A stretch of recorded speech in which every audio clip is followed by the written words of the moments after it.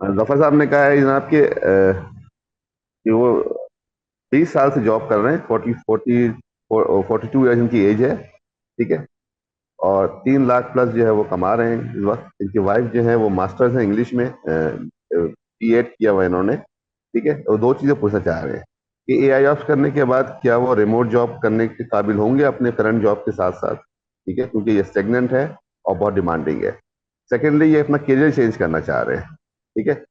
तो क्या वो इसको अपनी करंट अर्निंग जो है इसको इम्प्रूव कर पाएंगे अपनी तमाम रिस्पॉन्सिबिलिटी के साथ। तो इनकी मतलब कि मुझे नहीं मालूम कि करंट जॉब क्या है, व्हाट इज द, कि इतनी डिमांडिंग या स्टैग्नेंट भी है, I am not sure. Whatever the case is, जो भी इनकी है, he is young, 42 is not the age, ठीक है ना। अभी कोई वो नहीं है, इनके पास टाइम है। इनके पास ऑलमोस्ट 30 साल हैं काम करने के लिए, 25-30 साल हैं, ठीक है ना, जिसके बाद ये रिटायरमेंट में कंसिडरेबल हो जाते हैं कि रिटायरमेंट एज पर आ गए, right. So he is time. इनको करना क्या चाहिए, अगर ये एआई ऑप्स पढ़ते हैं तो ये लाजमी अपने पुराने जो भी इनका एक्सपीरियंस है उसके हिसाब से ये उसको इन्फ्यूज कर सकते हैं, राइट।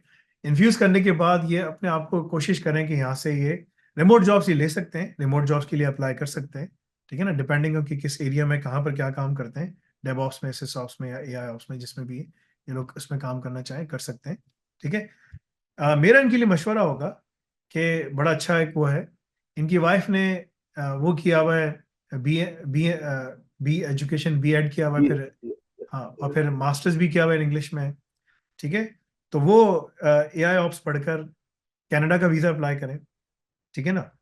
तो जब उनको वीज़ा मिलेगा तो इनको वर्क परमिट मिल जाएगा फुल टाइम काम करने के लिए, ठीक है ना, कनाडा में ये रूल है। तो अगर ये फुल टाइम काम करने के लिए आते हैं यहाँ पर, और इनके पास भी एआई ऑप्स है, तो ये फिर यहाँ पर जो है ना अच्छी जॉब तलाश कर सकेंगे, क्योंकि इनके पास वर्क परमिट होगा।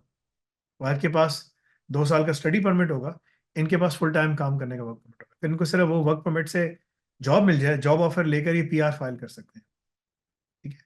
अगर ये पीआर फाइल कर लेते हैं, that will be his way of coming out of Pakistan, और wherever he is, right. Rupees लिखा हुआ है, मतलब कि अब ये बस लिखा हुआ है 3 लाख प्लस कमा रहे हैं जो भी है ना, ठीक है, जो whatever the cases. So that is my recommendation for him and for his wife. Now if his wife doesn't want to study, it's up to her, whatever the cases, ठीक है ना। लेकिन अगर दोनों पढ़ेंगे, दोनों काम करेंगे, तो दोनों अच्छी जॉब्स पकड़ सकते हैं। दो बच्चे भी हैं, सब कुछ है। यहाँ मेडिसिन भी फ्री है, सब कुछ, वट एवर द केसेस, ठीक है, तो मेडिकल वगैरह। तो ये इनका सबसे बड़ा एडवांटेज होगा। इसके अलावा ये जर्मनी भी जा सकते हैं। फैमिली, लेकिन फैमिली को मूव करना यहाँ पर, दूसरी जगहों का मुझे नहीं पता, लेकिन यहाँ पर रूल है कि जब आप एक स्टडी वीजे पे आते हैं तो दूसरे को फुल टाइम काम करने का वीजा मिल जाता है। फुल काम करने की इजाजत हो जाती है। तो उस पर अगर सिर्फ उसको जॉब ऑफर भी मिल जाए और फुल टाइम वर्क परमिट तो होगा उसके पास काम करने के लिए, तो ये अपने आप को देख सकता है कि मैं और कहाँ जाऊँ, क्या करूँगा। तो अगर इसके पास ये स्किल्स होंगे एआई ऑप्स के, तो ये बड़े आराम से फिर अपना पीआर फाइल कर सकेगा, इसके पास पूरे पॉइंट्स हो जाएंगे। That's my recommendation. वरना यूएसए भी जा सकते हैं, यूएसए भी है, यूएसए भी एक रास्ता है, लेकिन लॉन्ग रास्ता है, takes time. It takes time. Doctor को 10 साल 15 साल लग जाते हैं। 10 साल में ग्रीन कार्ड होता है, 15 साल उसको, अगले 5 साल लग जाते हैं, 15 साल के बाद पासपोर्ट हो जाता है डॉक्टर का, ठीक है ना। और अगर कोई इस तरह आईटी पे आता है तो 20 से 25 साल लग जाते हैं। इट्स अ लॉन्ग प्रोसेस, उन्होंने बनाया हुआ इस तरह से, ठीक है। यूके के लिए इनके पास एक रास्ता है, लेकिन जैसे हमारे फैसल कुरैशी ने किया था, वो पूरी फैमिली लेके चला गया था, वो कराची से था, दोनों बच्चों को लेके, फैमिली को लेके चला गया था। उसकी जॉब हो गई, वो बार्कले सिम्पसन में बैठा हुआ है, ठीक है।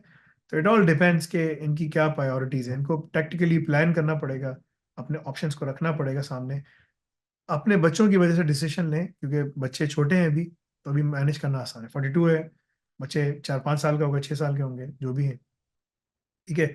लेकिन जैसे जैसे बच्चे बड़े होंगे, जो ना, और जैसे जैसे इनकी एज बढ़ेगी आगे, तो इनके ऊपर वो ना प्रेशर बढ़ेगा, and it will become sir, difficult for.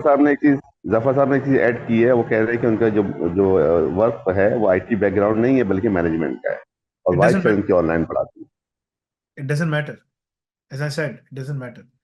अगर इनकी वाइफ B.Ed और M.Ed पे आती है ना, तो वो यहाँ पर गवर्नमेंट स्कूल के अंदर ना ऑन्टेरियो में पढ़ा भी सकती है, ठीक है। और फिर इनको सिर्फ निकलना है, इनकी वाइफ की जॉब मिल जाएगी, B.Ed M.Ed के ऊपर उनको कोर्सेज वगैरह करने पड़ेंगे, as a certified Ontario teacher लग जाएगी, कम तनख्वाह कम है, बहुत कम होती है लेकिन लग जाएगी। ठीक है, 40-50 हज़ार डॉलर सालाना इस तरह की तनख्वाह मिलती है ऑन्टेरियो के स्कूल टीचर को। इट्स नॉट बैड, बट चलो कुछ तो मिल रहा है ना। लेकिन इनको मैनेजमेंट में इनको तो कोई जॉब नहीं मिलेगी, कुछ भी कर लो। लेकिन AI ऑप्स पढ़ने के बाद हो सकती है, तो कनाडा इनके लिए एक अच्छा रास्ता है, पॉइंट्स हो जाएंगे इनके।